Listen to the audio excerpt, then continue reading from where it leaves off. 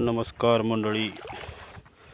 तर हे 5 तारखेला पाऊस पडल्यानंतरही त्याचं पाणी आणखीन आटलेलं नाही.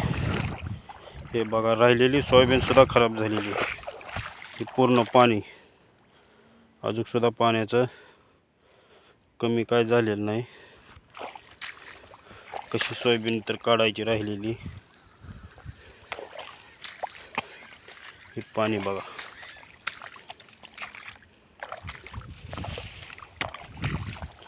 अवघड परिस्थिती आहे सगळी. हे बघा, पूर्ण शेतकऱ्याची वाट लागलेली आहे. सरकार काय 8,500 रुपये मदत करत आहे आणि गुजरात त्या ह्याला बघा किती 1 कोटी दिलेले आहेत आणि पंजाब सरकारनं तर 50,000 रुपये हेक्टरी केलेले आहे. आपल्या सरकारलाच काय झालं काय कळायला साधं नाही. धन्यवाद मित्रांनो.